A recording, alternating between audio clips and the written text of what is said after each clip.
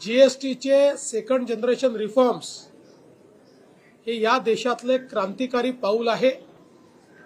या रिफॉर्म्समुळे एकीकडे सामान्य माणसाला लागणाऱ्या ज्या वस्तू आहेत याच्या किमती कमी होणार आहेत, कारण त्याच्यावर जीएसटी हा कमी करण्यात आलेला आहे।